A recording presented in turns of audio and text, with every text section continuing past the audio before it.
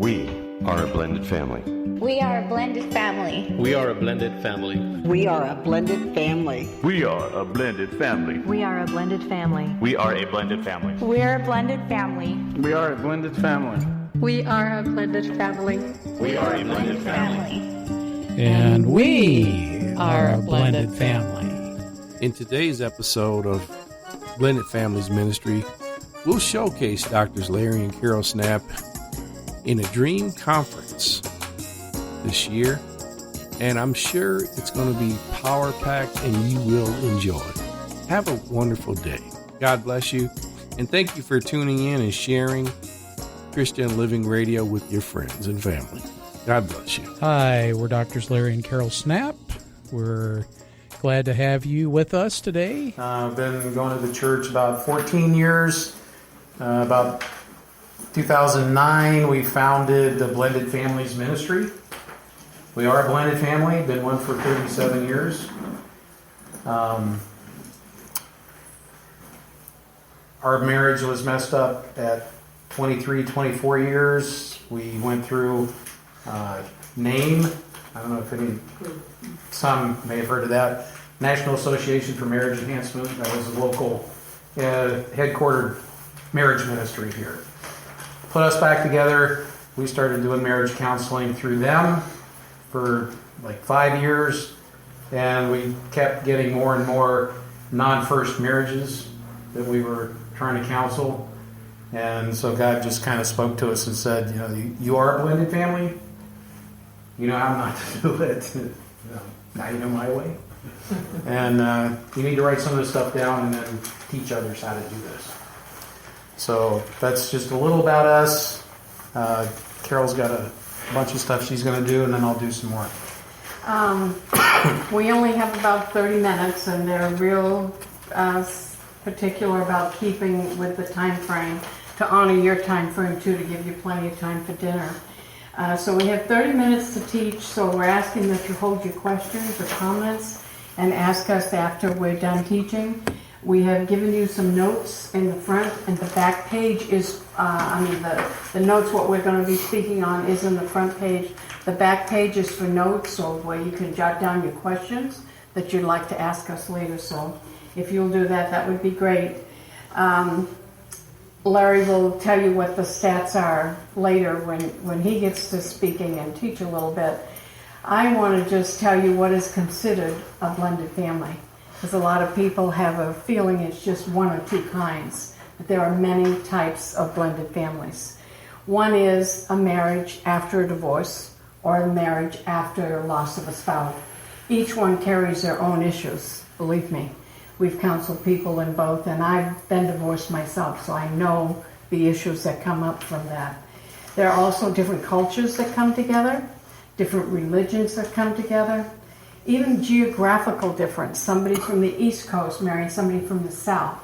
Simple as the food being different, how they celebrate the holidays is different, and age difference. When you're in love, 10 or 15 years, this doesn't matter. We're in love, we want to get married. You get married, 5 years later, one of them says, "What did I do? I made a big mistake." So there are a lot of issues that can come from an age difference. Also, adoption. When you adopt a child, that is also a type of blending in your family. And then we have the people that have maybe had children out of wedlock and just chose to be the mother and the dad themselves. And then later on in life, they decide they want to get married. They meet someone. They feel that they're connected spiritually as well. They now want to go to church and they want to do things the right way. Well, that just sounds great, and you're happy and you think, okay, now I got that picket fence and my house and my home is going to be perfect. But it's not always perfect, because you're used to being the dad and the mom, and now you have to turn over their part to them. Like in our case, I wore the mantle for 23 years. I made all the decisions. Larry didn't make any. Larry just said, okay, whatever you want to do is fine. And then all of a sudden, when we had issues and I married, he started having a voice. I thought, where did that come from? What do you mean you're not going to let me do this or that? So there are a whole lot of issues when you realize God's plan for marriage and God's plan for relationships, which Larry will point out here in a little bit. So those are big issues. But you also, at the age of 40, we became stepkids. Years ago, that was never anything you would consider. But people are living longer now. And like my dad died, Larry's dad died, and both our moms remarried. Well, mine was great. I had a great stepdad. Larry's stepdad, not so great. So we know there's a lot of issues there too. But the bigger problem is, how do you handle at 40 years old being a stepkid? You know, that's a whole new set of challenges. Because I would say to Mom, you know, I'm coming to pick you up and we're going to go to lunch and, you know, we'll get our groceries, because every Friday we used to do that. And she's, whoa, I need to check with so-and-so. I said, what? We've always done this. She said, I know, but there's someone else in the equation now. And you're 40 years old. I mean, you've been all your life with your mom. That is a whole new set of blending issues. And it's possible, because we've counseled many couples, to have 3 or 4 different types of blending in one family, one relationship. For example, the husband could be Spanish, the wife's Caucasian. The husband's Catholic, she's Baptist.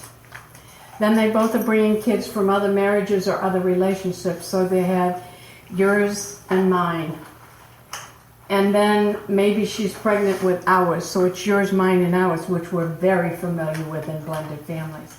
So it's hard enough for a blended family with one issue, but when you have 3 or 4 issues that you have to deal with, that's quite a feat they have. Our job, when we got fixed and we were counseling, God told us to teach others to teach. This is not our ministry, this is God's ministry. But He told us how to teach others to be able to blend their families and their ministries and their relationships together. We were to teach one man, one woman, one child, and restore one home at a time and get him back in the family home. And they would teach their friends and their family, and that's how it's supposed to go global, is what he said. And we joke about this when we first started this ministry. We thought, okay, we can do that. We'll write books, which we've written 9 books that you see over there, and 3 different curriculums. We thought, well, the books will go there. Well, then we got a phone call from one of our friends asking us to physically go to London. Our bodies aren't able to physically go to London, but we did. So that was a kind of a joke back on us. But that's kind of what I have, and Larry is going to tell you the priority pyramid, which is the foundation of relationship. It's God's priority pyramid for relationships. We have singles in our class, we have dating couples in our class, and we have married couples in our class, and we have couples that have been married a long time just come there because they want the accountability of the teaching that's done every week. So I'll let Larry explain that. Okay. Everybody pastors? Or Leaders. lay pastors? Volunteers? No? Just a blended family, doesn't Blended it? families? Okay. Well, we were at a big conference with Family Life Ministries a year or so ago. What they were telling us was in any church, about 40% of the congregation is going to be blended. So most senior pastors, you know, they're not blended. They've been married, if they're married to the same wife, you know.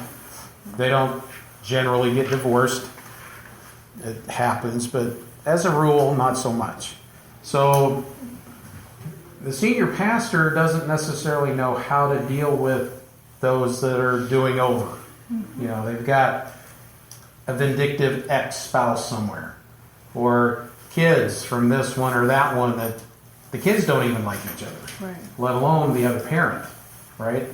So one of the things that we felt we needed to do was just to be able to address these three main areas that are on the handout there. That's those that are recently divorced, those that are contemplating a new relationship, so we have a premarital or blended families, and then what we started doing first was like the post-marital.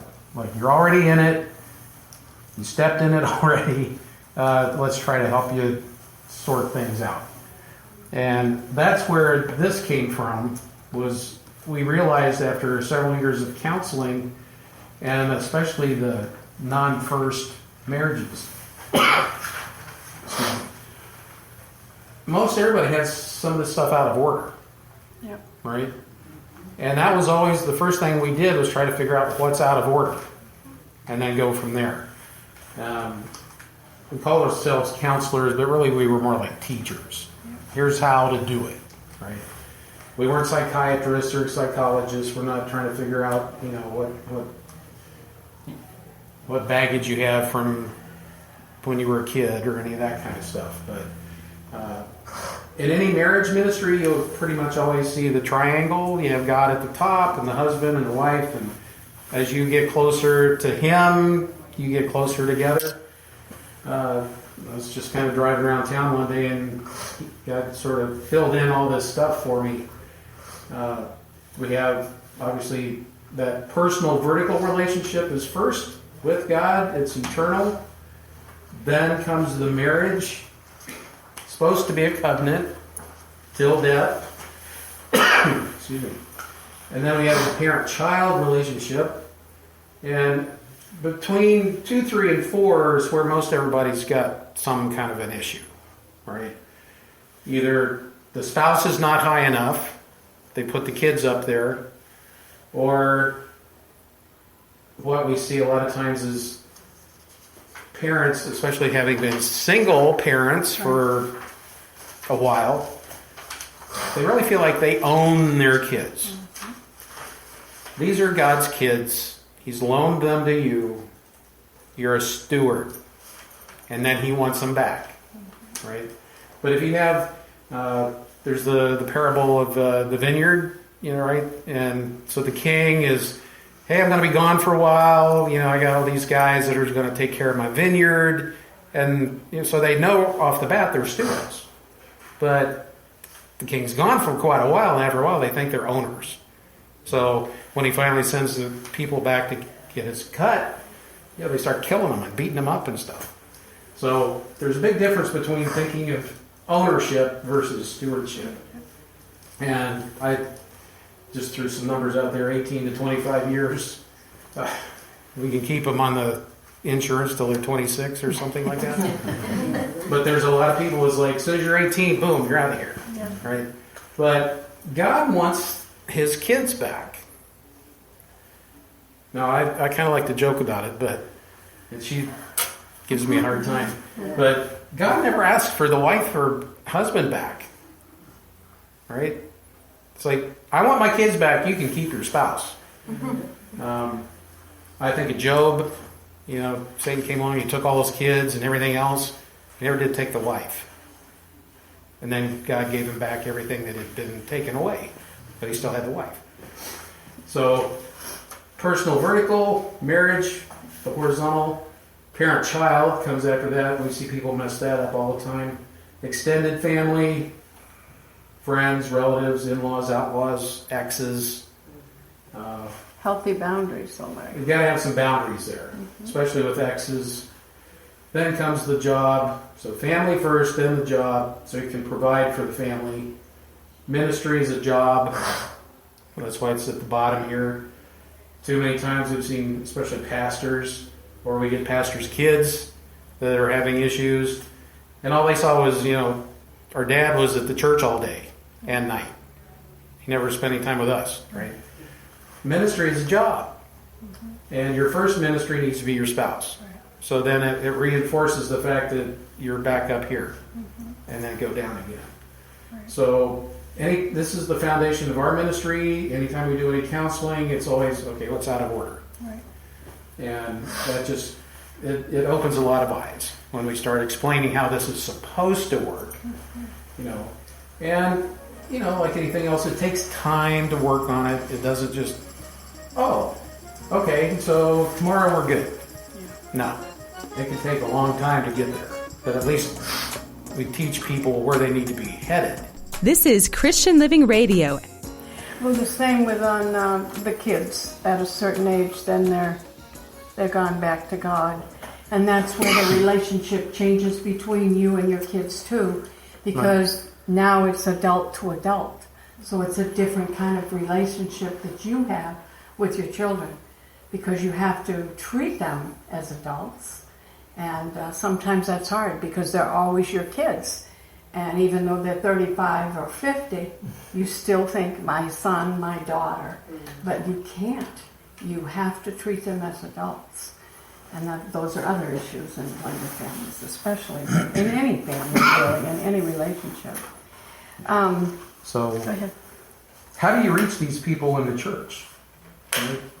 A lot of people that have been divorced or they're in a blended family, they feel like they're damaged goods. You know, once somebody in the church even, or even the pastor, you know, I mean, there's 30 people on staff here or something, you know. There's always that, oh, you're divorced, you're remarried, you know.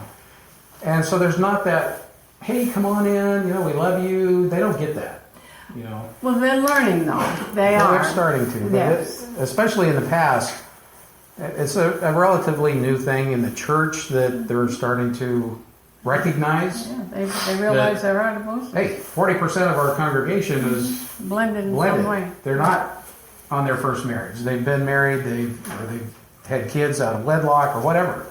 So the church needs to be able to reach these people and minister to them, right? And not just set them aside. So yeah, we do, like Carol said, we have a Beyond Divorce curriculum. We have a premarital and then a postmarital. And we teach classes on all of those. We've been doing the postmarital for like almost 9 years here. The church asked us to do something for premarital. So we've been doing that probably 7 years. Well, closer to 8, because Almost before 8. we even That finished was about a the year first after we class, started. Yeah. they asked us to start writing it. So, Okay. and then Last Beyond Divorce came last. So the way it gets taught is the opposite of the way we got it. Right? Yeah. We did the after, it's like too late now, Yeah. before you do it, and what just happened to me? Yeah. Right? So, but it's all set up to be like a classroom just like this. We have the student workbook. We have the leader's manual that has answers to the questions at the back of the lesson. The 2 yellow ones, the pre and post marital, are 12-week classes, kind of like a semester. And we generally do them 3 times a year. Blended families, we do 3 times a year. The premarital, they just had us start doing like an all-day seminar. Yeah. So we do those twice a year. We've had 50 or so people come to those. We started with 3 couples. The Our very first class. Yeah, premarital. 3 couples, and one of them quit. Week 7, 8, 9, somewhere in there. But because Yeah. the gal Yeah. was not going to do this. She was not going to put the kids. Her husband, whoever this guy was going to be, was not going to be above her kids. So She was not going to do it. she just recently got married, Yeah. but not to that guy. Yeah. The kids are all grown up and out of the house, and that's what she said Yeah, she was waiting She just on. waited, till all the kids were kind of settled. That's her choice. And yeah, That was and her choice. that's. If you can't do that, then that's how you need to, make sure they're okay, and then you go do your thing. But she was what, 40s, Maybe. 40 something, I don't know. But in order to be able to institute some of these classes, You could send somebody here, we could teach them, or we could go there and do an intensive weekend kind of thing to train some people. It's really set up fairly simple to just go through the book. Tons of scriptures, application, you got the leaders' guides, and stuff like that. We have a lot of the local churches now that send their leaders and pastors to us, and we train them so they can go back to their church to train their members in the church, because word is finally getting around here. This is probably the 12th pastor school dream conference, now they call it, that we've taught at, and so our curriculum has been sold and taken all over the world. We never keep track of it, we don't know where they are, but we have just the last 3 years really concentrated on this area. And every one of our classes we have leaders from other churches. And we were asked a couple of weeks ago to speak at the Grand Canyon University here, a big Christian university here. And they gave us a topic, and it's how does your ministry transform cultures within your community? And we thought, wow, that's a good topic. Never thought of our ministry like that. But yet we do have all types of blending in our classes. And I thought, okay. And we do that by putting the word out. You know, we're not trying to steal your people from your church. We want to train your people to be able to help your members get the education. I mean, like Larry said, we don't do this. We don't scold you, you're doing it wrong. We're to teach you how to teach others to be able to blend your families together. And then we have events, but our classes are open to anybody in the community, not just our church. Even though we teach at our church, we also teach at the Dream Center. And then we have events. We have our Blended Believers seminars that we do every summer at a beautiful resort here.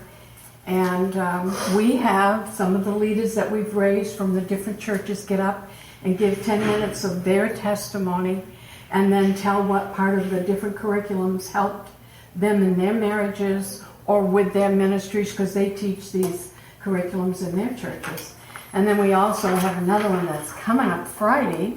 It's our Roses and Chocolate event. This is the 6th one. Each year it's a little bigger, but again, word is just getting around. And this is our 6th one this year. Last year we had 128 people there with 20 different churches that had sent people. This year, I'm blown away. We have 150 people coming. 35 churches have tied people into this event. Come in, honey, that's all right. I just need to pass a message, I'm so sorry. That's all right. So anyway, you know, that's what you do. You just start wherever you got to start and start spreading the word.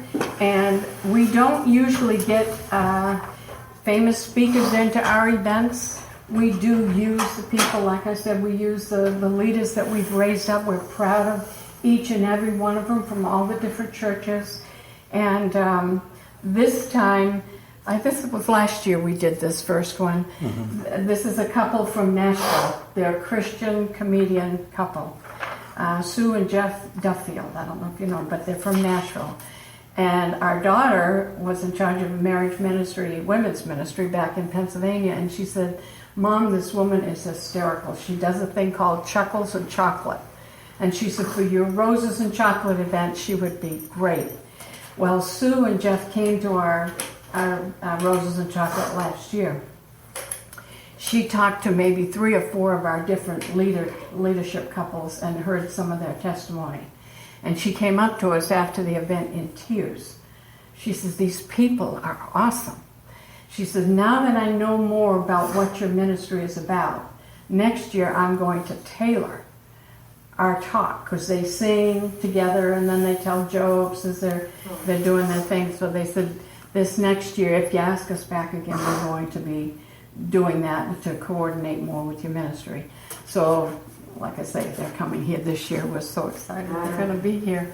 It's going to be good. Yeah, but I just want to point out one quick little thing. A lot of times when you, and I don't know if any of you do counseling, you probably do, we have a lot of people say, well, There's nothing wrong with me. It's him. If you would just fix him, I would be fine. My life would be perfect. Well, I was one of those that said, I'm perfect. Larry's the problem. Well, what we have realized is that when you're standing in front of that mirror and say, God, if you would just fix him, for you pointing your finger, there's 3 pointing right back at you. It begins with you. He is not in the spouse changing business, he is in the you changing business. And he changes you from the inside out.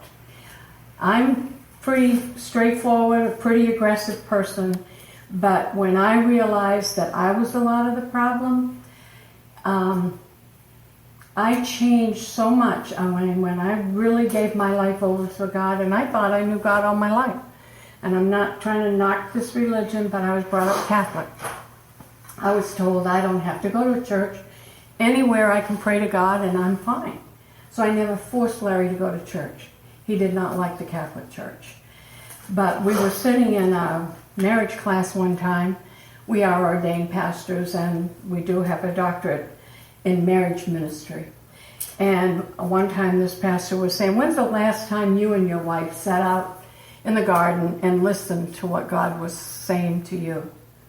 I looked at Larry and asked, what is he talking about? I'm the one that always talks to God. He doesn't talk to me. Well, then I really started listening. My whole life changed. And I started doing things that were so different. My 2 girls called Larry, and he'll tell you about that conversation in a second. But when I had been married twice before, bad marriages. First one was bad enough, the second one was worse. The second one, the husband molested all 3 of my children. I did not want to get married again. I didn't even want to look at another man. God said, I have somebody for you.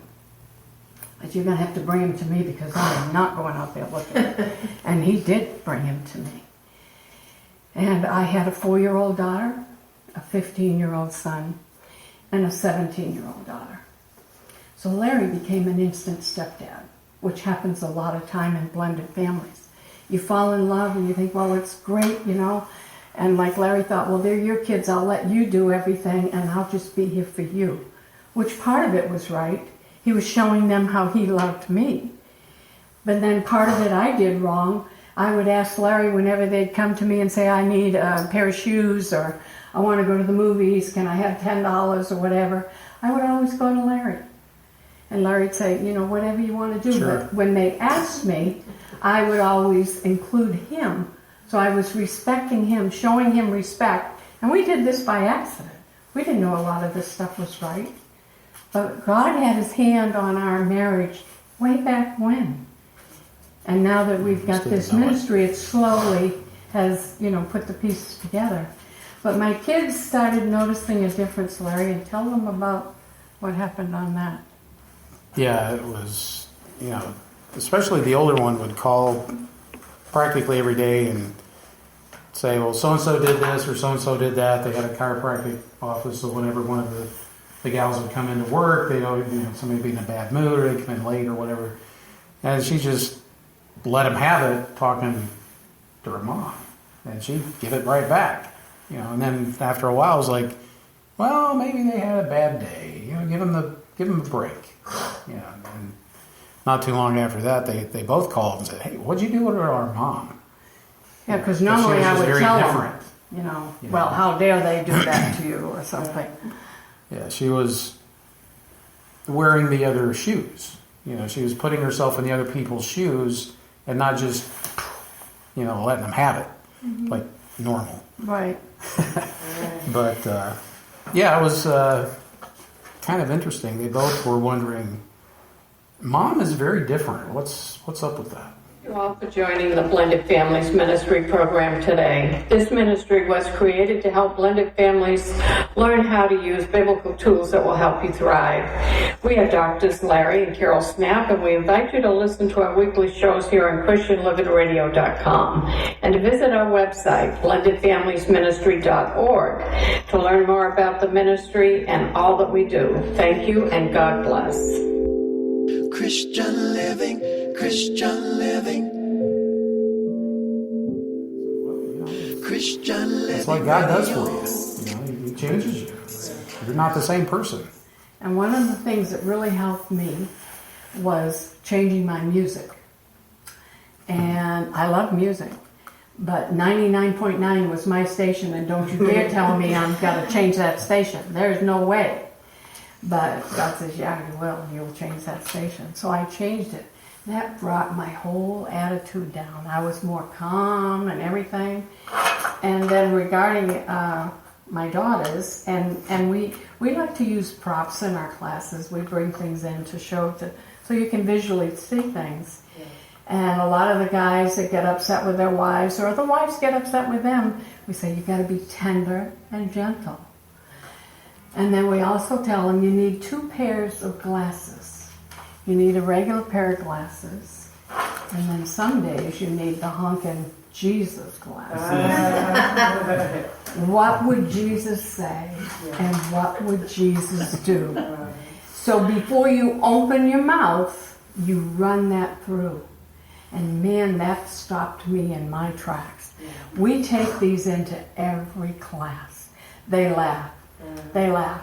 Some of them that have arguments will call us on the phone. And before they call, they have a discussion because they tell us after they laugh. They say, well, we're going to call Mama Carol. Oh, no, we're not going to call Mama Carol. We're going to call Larry, because Larry will quote a scripture. Mama Carol will hit me between the eyes. She'll tell me exactly what's going on. And it's so funny. We've got this one, they're pastors. And they called just last week, and they said, okay, now I know you'll tell me the truth. Now you tell me if it's her or if it's me. And so I said, well, I'm going to put you on speakerphone so Larry can hear this too, because this is the 4 of us talking here now. And we took care of it from there. But, you know, sometimes you need the extra help, somebody to help buffer to what's going on. But I just tell them, where's your Jesus glasses? Have you put them on today? Did you look through those before you decided to pick that phone up and call us? No, we don't. Get out there and get another pair of those Jesus glasses. We had one couple that she called her, he called me, and we both were talking to them. We finally just put the 2 phones together. Yeah, we said, just talk to each other. This is ridiculous. Just work it out. But yeah, there's all sorts of stories. But the big thing, though, for this workshop, though, is just how can you guys implement this kind of a ministry in your church? Like I said, we've put together the whole package. We call it Marriage Ministry in a Box. It's got the workbooks, it's got the leaders' manuals. Except for the Beyond Divorce, it's more of a journal kind of thing than a workbook. So there's really, there's questions, but it's really more, what's God speaking to you about? And and people they're supposed to journal their own stuff in there. Right. The other ones, it's more of a workbook, and there's here's a question. Did you find the answer in the book somewhere? That kind of stuff. So but it's really set up for small classes, small groups. You could do it in a home. We've taught the class at our house before. We've done it in classrooms. We've done it in seminars. And we've done it just couple to couple. Yeah. We need to open it up for comments or questions now. Yeah. Yes. And you were saying that you've got a class in Avondale? Yeah, we do. Yeah. But right now they're doing blended families. They go between blended families and Beyond Divorce. The premarital, we all tie all the churches in to come here. They just started the blended families, and the curriculum is so you can have couples come in at any time, 4th, 5th, 6th week, because you take a couple weeks off and then you start again. So each lesson is a lesson in its own. So it doesn't matter. It's always open to anybody that wants to come in. Yeah, if you miss the first one and you don't get there till the third one, the third one is okay by itself. If you get the book, you can always go back and read the first 2. The Avondale one is taught by our leaders, Yvette and Alfonso Flores, and they're at the New Life Covenant Church. And they teach on Thursday nights at 7 o'clock. And it's bilingual. And it's a bilingual one, yeah. They talk. She does a couple of sentences and then he translates it. So that's the first bilingual classes that we've had done. We also have the regular blended family in a Spanish version. They're working on our Beyond Divorce now.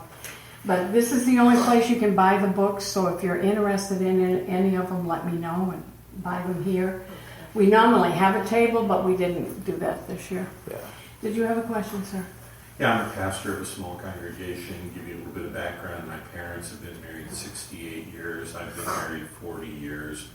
And so I can't say I understand anything about blended families. Sure. What hints would you give me to help me understand the stresses on blended families? What top 2 or 3 things would you tell me today? Well, finances is always a problem. Okay. But in blended, it's parenting, co-parenting, dealing with the ex, and things like that. One of the things, the parenting thing, it's like invariably these people that have been parents or they've been married before, now they've been divorced, now they're married again. Their parenting styles are opposite, right? One tends to be very strict. They were not parented at all, and now so they're extra strict, right? They kind of overcompensate. And one was almost abused, so they like everything goes. They don't do anything, right? Now they have to figure out how to do all this. But one of my favorite chapters in the book is just celebrating your differences, trying to get people to understand that your life history is your normal and mine is my normal, and they're not anywhere close. Right. But you have a normal, I have a normal, but God has a normal. And we need to take, the best of each and try to focus on how to get towards what God would have. And it's to make a new our normal. Yeah. And it's our family. It's not your kids and my kids. We're all one family. And we have people say, well, I can get along with the daughter, but I can't the son. Well, you don't get to pick and choose. Yeah. If you said, I do, you take the whole package. The whole package. I really think that ownership thing, the child ownership mentality is the biggest problem, because they just feel like, well, nothing is more important than my kid. Right. So it just totally interferes with the relationship with a spouse. Or the ex will call at 10 or 11 o'clock at night and say, I have to go out of town this weekend. I know I'm supposed to have them, but you take them. They're your kids too. You take them. And it doesn't matter what you and your new wife have planned. They're yours. Or they'll call and they'll say, the light bulb's out in the garage. You got to come and fix it. Or the kid has been up throwing up all night, and I've been up and now I have to get about 4 hours sleep. So you come over and take care of them. How do you think the new spouse responds to that? No way. We suggest speakerphone. Whenever they're talking to the exes, whether it be an ex-wife or an ex-spouse, put them on speakerphone. And when they start calling, because they're so used to dealing, well, I'll just call him or I'll call her. No, don't take that call, or take the call and say, you know what, it's not a good time to talk right now.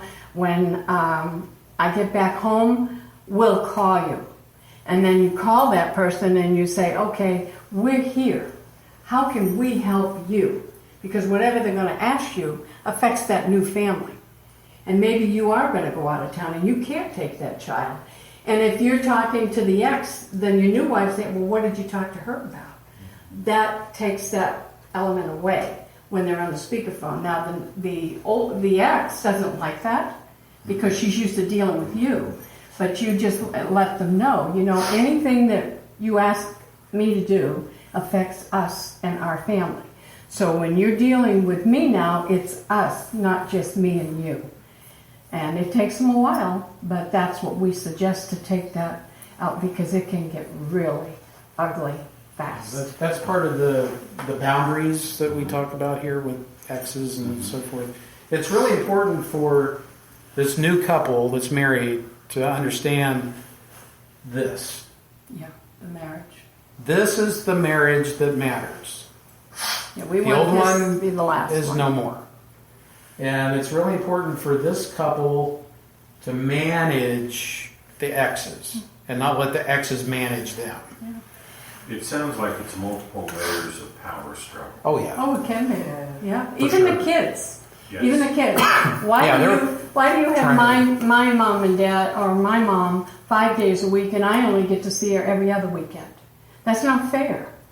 You don't even know my dad or my mom.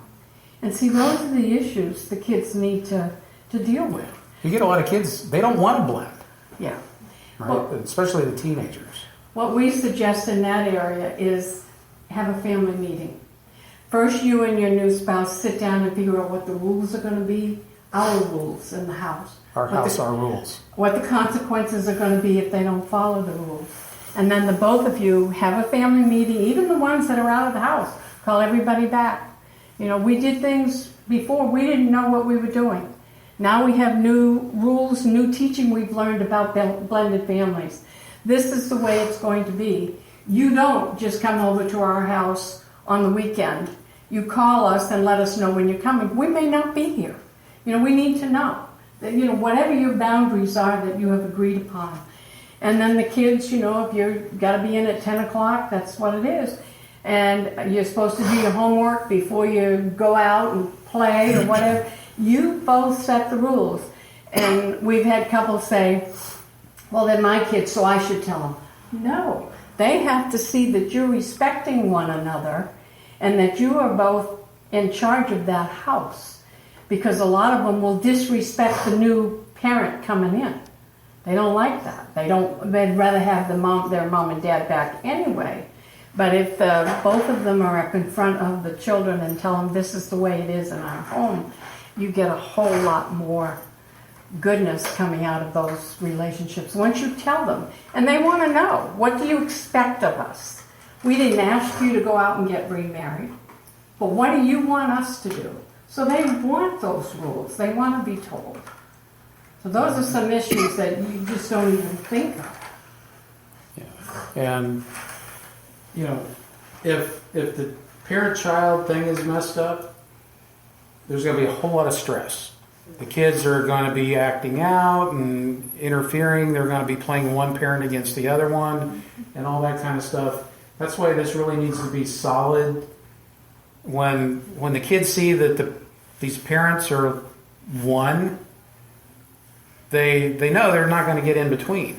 Right. You know, and otherwise, if the kid knows, well, my mom thinks I'm better than the husband, you know, then he's going to be doing all kinds of stuff and just causing trouble. And they'll so there's all sorts of layers of power struggle. They'll play the game. They will. You have the exes, you've got even grandparents, ex-grandparents, you know, and they're still grandparents. But, you know. Yeah, how do you feel, like, I mean, I'm like not married or anything, but like all my family is broken. Like I do have some family members that have that, but like it's hard for me to understand. And as a leader, as a youth, to understand like, oh, you can ask my mom or my dad, like, and sometimes they say the opposite. So it's kind of hard for us to be like intended with them because they're broken. Right. Mm-hmm. Like they don't have it like the structure right in their house. So when we want to do something, we have to ask the, like, hi, like, will you give them permission? And they'd be like, oh, can you tell that, like, the stepdad or someone, like, so it's kind of hard. Mm-hmm. But, like, I don't know, like, now that I learned that, like, probably we need to take a class of families that they're blended. And there's step-parents legally don't have a lot of say. That's true. You know, if there's a co-parenting thing going on, step-parents a lot of times don't have any authority. Legally? Legally. I mean, in the home, yeah. But legally, like a court, you know, it's like if there's a family thing going on and the two exes need to come in the courtroom, that's like the new spouses aren't even allowed in there. Yeah, we've had people that's happened. So there's, well, just one little thing, you know, the marriage is supposed to be a covenant till death, right? But if you use the law to break a covenant, you're taking yourself out from under grace and putting yourself back under the law. So now it's the courts that dictate a lot of what you have to do. Alimony, child support, visitation, all that kind of stuff. It's a piece of paper that says what you can do and not do. But step-parents, in a lot of cases, have very little authority. Say that again. Step-parents have very little authority legally in some cases. So it's all about the bio parents and what they want. So, yeah. It's like, let's say she has a son. Mm-hmm. I'm the stepfather. Right. Okay, and he doesn't take care of her. So now she wants full custody, mm-hmm. and I want to help her go to court and fight. I don't have any rights. Right. I gotta go outside. I can't even speak up. Right. Well, we know. That's what we're saying. Yeah. That's what we're saying. Yeah, that's what I'm kind of. So you're just like an outsider. Their son. Right. You know, because you don't count. You don't. And that's what I was kind of saying in the beginning. Even in the church, it's like, well, you don't count if you've been divorced or you're a step family or whatever. You're kind of damaged goods, and the church is a house for sinners. It's not a hotel for saints. Amen. Right? So, but they are learning, especially as you know, just in the last skit. They use our Beyond Divorce. They know they've seen the fruit that's come out of those classes. People have met in that class. They've put their life back together in that class. They started dating after the class because we tell them not during. When you're going through this class, you do not date at all. Your time needs to be devoted to yourself and reestablishing your vertical relationship with God. And people have pointed out to us at the end of the class, we always have like a potluck and have them write an essay what they learned from the class. And one of the guys says, I've been here 10 weeks with you guys. I know nothing about your ex. Well, we don't want to know anything about the ex. This is not their ministry. This is about your healing and you're getting back where you belong to be with God. Yeah. We don't want to know about the ex. This is about you. And then we tell them after the class, because we see who kind of sits to each other, next to each other, and we say, okay, now you can go get coffee. We had 3 couples that had met in that class, and 2 of them are still dating. One is married. They have a child. They're expecting the second one, and they're one of our leaders. They teach the Beyond Divorce here at this church. Yeah. And just one thing I just happened to think of, in the Beyond Divorce class especially, and I didn't even think about this at all until we taught it a couple of times. The people that come to the class, that one, are the ones that got thrown away. Ones that didn't want the divorce. Yeah, they're like, wow, I just ended up getting divorced. Where'd that come from? Right? They were ones that were betrayed, they were thrown away, they were abandoned, abused, whatever. The one that wanted the divorce was never coming to the class. Well, they probably moved on already. Yeah, they're messing somebody else up now. But there's a lot of healing that comes from that class. And that's one, like Carol said, we called it Beyond Divorce for a reason, because it's all about restoring that vertical relationship with God and healing, understanding forgiveness, accepting your responsibility. It's really never 100% and 0. It might be 99 and 1, but you got that 1%. You got to deal 100% with that 1%. You're only responsible for your part. Now, they asked us to write something for divorce recovery, and we said no. It's not a 12-step program.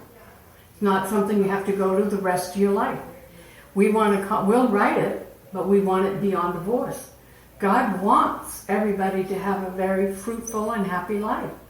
And He does want you to be fully restored and believe in Him and move on. And sometimes God was not in that first relationship. Wasn't in the marriage at all. You got married for the wrong reasons. And so we said, we're going to call it Beyond Divorce. They said, fine. Call it whatever you want. Well, then God gave us the vision for it. I just want to point out real quick, and we don't need to take your time. God's sad. He hates divorce. He hates divorce. So you're married, but now you don't have a face.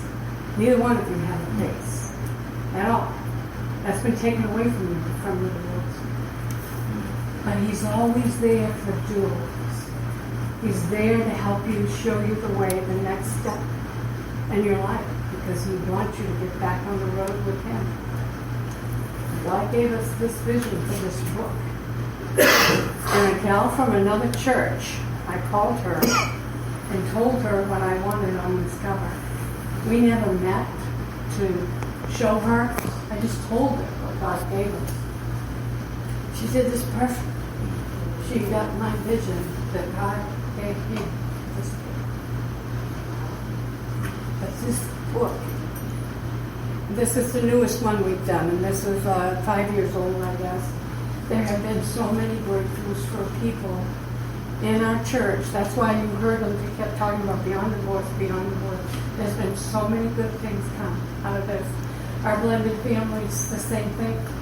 We've raised leaders that, like I said, all over. We don't even know where all the books are. But just within this community, it's just a miracle.